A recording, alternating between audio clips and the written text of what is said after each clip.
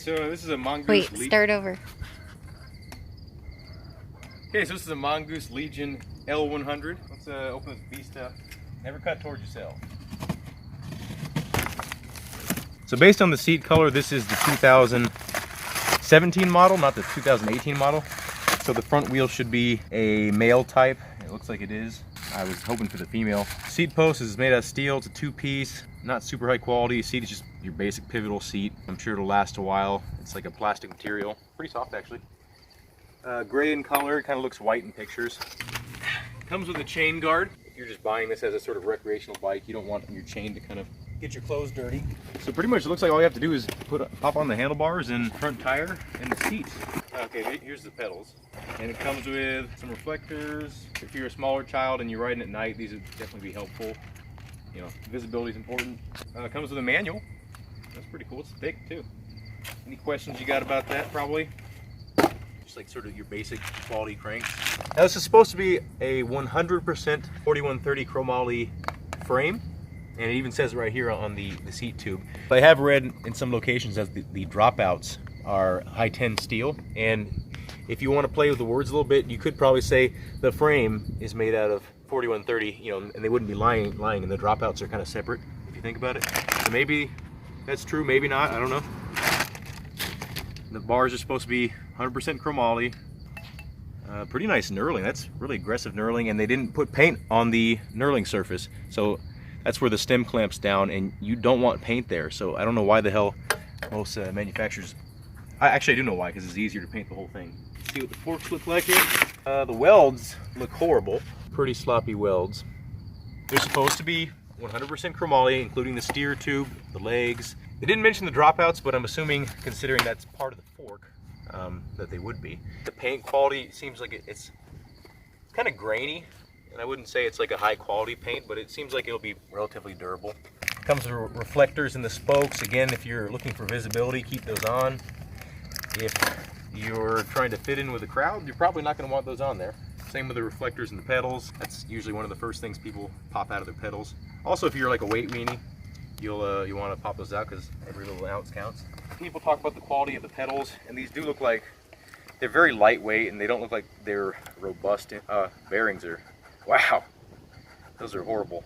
I mean, you don't want your pedals to spin a lot, like especially if you're doing tricks. You want them to kind of stay put, but those feel like they're loose ball bearings, and they feel really rough inside there. They're low profile, you know, if you like that. I'm sure these will break very easily if you're hard on them. If you're just riding this bike, probably nothing on this bike will break if you're just riding it. If you want to do tricks and stuff, I'm sure some things will break on it. These go for like $350 on Mongoose's website, and then $250 out the door, including taxes and everything, on Amazon. And that's the cheapest price you can get it. Some other things I noticed right away are on the bottom of the fork steer tube. It's pretty rough cut. It doesn't look like it's, you know, high quality. The welds kind of look not the greatest here as well. Frame welds, pretty much same quality. It does have a down tube gusset, which is a welcome addition. That's good. A replaceable seat clamp. That's cool. Rear dropouts are 14mm. It's a cassette, and supposedly everything's sealed, front and back, bottom bracket, everything. The sprocket is supposed to be 6061 aluminum. I don't think it's heat treated, so it might wear a little bit quicker than some other sprockets. The chain is just your average sort of 410 chain. Got U-brakes. A ton of grease in there. Look at that. Yeah. Just pouring out. Brake system actually looks pretty nice. It's a pretty standard setup, but you know, everything looks like it's decent quality. Stickers look like they're easily removable if you're worried about having Mongoose on your bike and going to a skate park and having people say like, oh, you ride a Mongoose. Now, for those of you that like to ride pegs, I believe I read somewhere that there's not enough room. The tires, I think it's 2.4 in front and back, which is awesome. They're 60 PSI tires max. And it says something interesting on here. I noticed this on the website. It says competition pressure. Please follow the information on hot patch, if any. I don't know what a hot patch is. The seam on here on the rim is not welded. It looks like it's just pinned. So these are not the most high quality rims. They are supposedly double wall. It's got this interesting ridge in the middle. I don't know why that would be. Maybe just to kind of channel some debris away from the braking surfaces on the back too. Cassette sounds pretty quiet. Spoke tension's loose. You're gonna need to tighten that up. if you end up doing any tricks on these, like high impact tricks, you will buckle your wheel at the very minimum, or you could even taco it, which is folds over on itself. But that's cool that it comes with a nice cassette, and supposedly the entire cassette system is sealed. It's not like a loose ball cassette, you know, like you see on a lot of cheaper completes. I'm not gonna like tighten anything down crazy because obviously I can't ride right now. The stem does look to be pretty cheap, kind of like a pot metal. Definitely would be fine for riding. You know, you don't need to replace this right away if you're not gonna be doing any tricks. But if you don't want to possibly lose your teeth, I'm talking like, you know, big old flyouts. I'm talking like high impact tricks. You know, if you're just doing like 180s and stuff, like it's not going to be any big deal, I don't think. But if you are doing, like I said, high impact stuff, you're going to want to probably switch the stem out. You know, they didn't put any thread locker on the ends of the bolts like I see on higher end stems, and it's completely dry on the threads. You want to grease your threads on this kind of stuff. You don't want to grease in the bars or the, you know, any of the clamping surfaces, but you do want to grease your bolts so you can actually torque them down properly.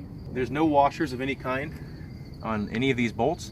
So meaning when you torque this down, you're gonna actually be gouging your stem. In order to get your bars properly torqued, you have to torque these down pretty good. Otherwise your bar is gonna slip forward or backward. Again, maybe not for like easy riding, but if you're doing tricks, that'll definitely happen a lot.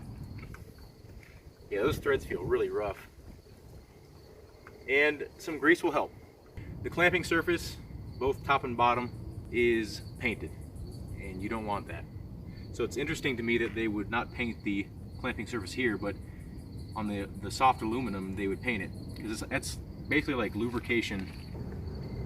So when you put on your bars, you want to make sure that the space like in the front and the back, like right here and right here, is even. Like when you clamp it all the way down, like you don't want like it to be one side tightened down way too much, like almost touching the stem, and then one side all the way up here. You don't want that. That's uneven clamping, and that'll actually cause these parts to break even easier. Bar angle, it's 100% preference. You know, I still see people Chicago barring them like out, and if you like it like that and that's how it fits you, like whatever. It will make tricks harder for you. It'll be harder to bunny hop. It'll be harder to pretty much do everything. But if you're just cruising, don't let anyone tell you how to put your bars and, you know, whatever. I do go with a sort of standard, match them with your forks in terms of the angle. Some people go a little bit forward to get a little bit more clearance for their knees if they're a little bit taller. But I'm just gonna kind of eyeball it for now. Like so far, I mean, this is pretty impressive for the price. But when you're building this, definitely put grease on the bolts or whatever. Rebuild the entire thing if you're comfortable doing that. You want to make sure no grease or no oils on this clamping surface or this clamping surface. Stem bolts like this, same with these, I'll explain in a second here, but you don't want to tighten one bolt like all the way down. You want to do it kind of cycling through. It's kind of like if you change a wheel on a car, you want to do it in a cross pattern, right? So if I start out here and I get it kind of tight, my next one will be here. So it's diagonally and across, and then my next one will be here, and then next one here, and then keep on going with that same pattern. And don't try to like tighten one bolt down like tons all at once. Like you want to just do little by little so it's even force. You know, it doesn't have to be perfect, but that will help you out. So now it's starting to get tight, and to apply a little more force here. And you want to do the same amount of turn for all of them until you get about the same amount of tightness, you know. And I don't recommend building this on cement because I'm scratching the dropouts right now, but it'll be fine. The cranks are supposed to be 100% 4130 chromoly. They did not mention anything about heat treating them, and heat treating cranks is really important because, you know, when you crash on your bike, a lot of times the bike will land outside and your cranks and your pedals, like those will get bent up, and I've had it happen to me already. And I got some Odyssey Thunderbolts and that doesn't happen anymore. Yeah, these pedals are pure garbage for tricks, not for riding.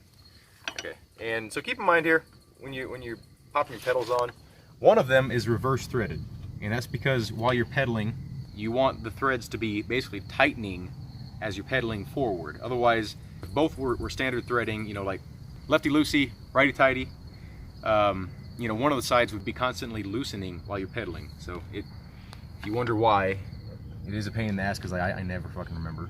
And anytime you get a bike, it will say on the pedal, and on the crank arms, which one's left and right, so don't worry about that. And you do want to tighten your pedals down a lot, and this is another surface where you want to grease because this will creak a lot and you won't be able to get the right amount of torque if you don't grease your threads and your pedals. So obviously I'm just doing this for demonstration, like I'm just popping this beast together, not really seriously tightening anything. So don't use this as a tutorial on how to build your bike. These threads are pretty rough too. I don't know if it's the pedal threads or the threads on the crank, but they're not mating perfectly like I would like them to. But they will smooth out the more you use them. These U-brakes, doesn't matter a whole lot, but they do make forged and they make cast aluminum U-brakes. And these look like cast. You can see like the imperfections, similar with the stem. The stem is definitely a cast stem. It's not a forged one. And of course, you really wouldn't expect that kind of stuff on a lower end bike like this, but usually what people say with the cast brakes is that they have a lot more flex, meaning when you pull your brake lever, it's going to give a little bit. The flex is going to make you lose a little bit of braking power. I run cast brakes on my main bike and I have no problems, but you know, if you're doing like foo-fanoos and stuff like that, it would probably be more of a problem. These threads are pretty ugly. You can see actually when I tighten this down, there's actually a gap on one side. So again, like the tolerances are not going to be perfect. I mean, this is a cheap bike. Those are super lightweight. It feels like I'm spinning solidified cotton candy. I don't know if that makes sense, but that's the first thing that comes to my mind. Usually what comes with all standard bikes are these like little locking washers. And if you're a newer rider and you're not really well familiar with maintaining your bike, I could see this being a benefit, because even when these nuts here are loose, this little hook here hangs onto your fork. So even if it's like all the way hanging off, and you haven't tightened your nuts down in a while, then you're kind of good to go. This does not appear to be, this is not a sealed bearing. This appears to be a loose ball bearing setup here, which I don't know, maybe they're using some kind of special wording, but that does not look like a sealed bearing to my eyes. Correct me if I'm wrong, if you know what's up and you've taken this thing apart, but that's disappointing to me. With tires, a lot of times they'll have directional tread pattern, and you can see this one, you kind of want to create an arrow, right? An arrow is forward, you know? So when you're putting on the washers, you want the washers to be on the outside. And those little hooks that I mentioned earlier, a lot of times on stock bikes, they'll have like a hole drilled out, or like a little CNC portion drilled out, or cut out to lock them into. And that's actually a pretty cool safety feature. I like that. Okay, check this out. Look how much gap there is in between the forks. And like, in order for me to make this right, I have to tighten this down, and I'm putting a lot of pressure on the forks. You want your forks not to have like that much pressure on them. Like, you want the pressure to be like if you're crashing, so it has some give and some flex. So the fact that there's that much space in between means like my forks are always gonna have some tension on them. Not necessarily a good thing here. I'm actually gonna need a wrench to be able to tighten that down all the way. So I don't like that.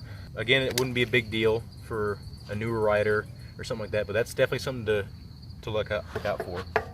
Pop the seat on. For safety reasons, a lot of times they'll have a minimum insertion line. If you go above that, basically, what can happen? Like, let's say you clamped it down right here. It'll clamp down, and you can sit down on it, right? It won't do much damage. But if you end up crashing, this can completely separate. Like all these welds here, heed that warning. I really like the fact that this bolt is 6mm. A lot of the newer bikes seem like to be doing that. A lot of times this bolt is 5mm. It makes it to where if you're traveling light and you just have one 6mm tool with you, like, you're pretty much screwed. This being a pivotal seat means you can adjust the angle of your dangle. Looks to be a pretty low-grade aluminum, pretty porous, just like the other aluminum parts on this bike. With a pivotal seat right here in the top, you'll see an opening, and you can actually stick your 6mm usually. Pop that bad boy in, loosen her on up, and you can adjust the angle, you know, like from extreme to, I don't know why anyone would want that. But usually what I do is I adjust the angle of the seat with the top tube here. It says 20.75, but it's kind of confusing because it advertises it as a 21. The bike is pretty lightweight. I obviously haven't filled up the tires or anything. Brakes feel kind of garbagey. They feel real cheap, but they feel like they work. It's definitely a cast part. A lot of these are cast, and it's not really a big deal. But this probably will be more susceptible to braking. So a trick here, if you're doing tricks and stuff and you're not riding primarily sitting down, is to loosen this up a bit and actually run your brake line. And you can see that that wasn't on very tight, but that's okay. Don't ever trust your bolts. Definitely go throughout the whole bike. But if you run your brake lever like this, when you crash, your handlebars will actually protect the smaller parts of your brake lever, and you'll break your brake levers less. And you can still, as long as you're tall enough, you can still actually actuate your brake lever just fine. But when you're standing up, like you would primarily be on a BMX bike, your wrist is in the angle. I mean, you can see my wrist angle. This is the perfect angle right here. So if you're doing tricks and stuff, there's no reason not to run your brake lever like this. Those actually were pretty tight on there. Like there was some clamping going on there. I don't know. So from the factory, the chain's pretty tight. I don't feel any tight spots though. I don't like it. There's no one spot in the rotation that is worrisome to me, like the sprocket's off by any means. So my takeaway from this, definitely go through the whole bike. Do not trust anything from the factory. Like there's going to be things wrong with it. People that build these bikes, they're built in mass. Like that's why this bike is so cheap. But for the price, even at the top dollar price, I could say that this would be a pretty good purchase. If you're just trying to go for the frame because it's 100% chromoly frame and it's 100% aftermarket compatible, you might say that that's cool because you can get an extra wheel set and some extra parts. But keep in mind, these parts are not to be trusted for long-term use. I mean, I can tell you just from the quality visually that there will be a lot of broken parts on this if you're hard with it. Grips are nice, grips are comfortable, fill up your hand nice. Bar ends is just your standard sort of pop-in bar ends. And there's a big old Mongoose badge on the front. Again, something that can be removed, and probably should have done that differently. But yeah, all that stuff comes off easy. What else can I say? It's a $250 bike, full chromoly. It'll serve your purpose as well if you're just starting out. And I'm gonna use it as a backup bike. Have a good day. Thank you for watching, and I hope to see you in a future video. That's not oil in between there, those are just machining lines. Sprocket might be something to look at replacing too if you're a serious rider.